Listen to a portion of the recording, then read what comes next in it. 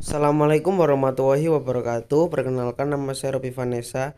Saya berasal dari Offering C212 Aceh dan saya akan membahas tentang mekanika bahan. Yang pertama, apa yang membedakan antara diagram tegangan regangan antara baja dan beton? Berikut adalah tabel tegangan regangan dari baja. Yang pertama, daerah A. Tren garis awal yang membentuk berupa garis miring. Pada kondisi ini, baja masih dalam kondisi elastis. Artinya, ketika gaya dihilangkan, maka nilai tegangan regangan kembali ke titik nol atau kembali ke bentuk semula, atau disebut sebagai deformasi elastis. Pada kondisi ini, deformasi yang terjadi sulit dilihat secara langsung karena nilainya yang sangat kecil. Yang kedua adalah daerah B.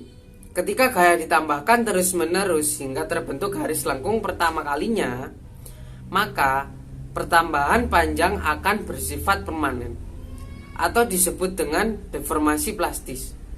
Titik FY atau tegangan leleh merupakan batas deformasi elastis pada baja.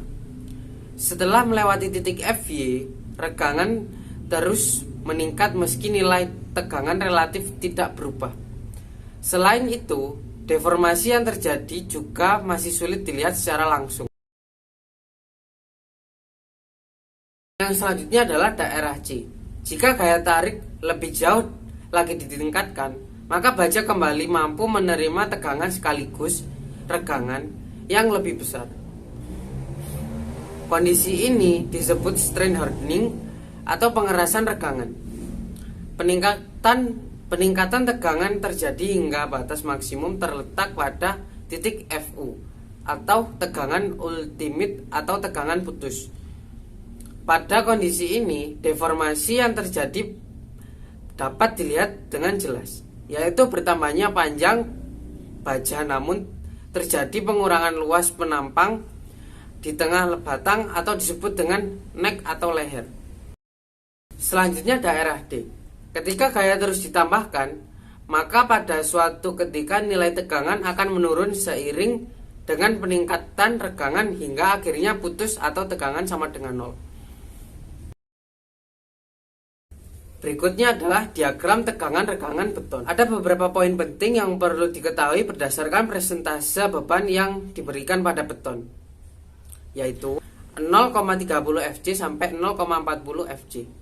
Pada saat tegangan yang terjadi setara dengan 30% sampai 40% dari kuat tegangannya atau 0,3 Fj sampai 0,4 Fj, beton masih dalam kondisi linear, letak belum terbentuk pada beton.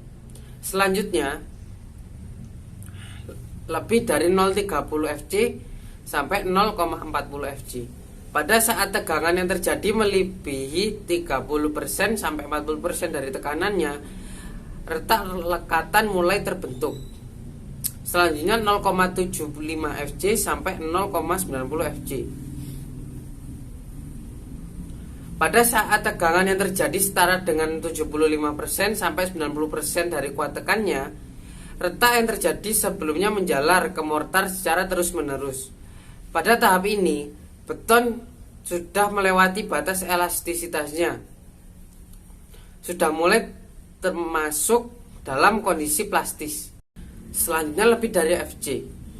Setelah beton menerima tekanan melebihi kuat tekannya atau Fj, sesaat sebelum mengalami keruntuhan, tegangan beton berkurang menjadi 0,85 Fj. Namun regangan terus meningkat hingga mencapai batas retak, yaitu sebesar 0,003. Kedua nilai ini sangat penting dalam analisis struktur beton.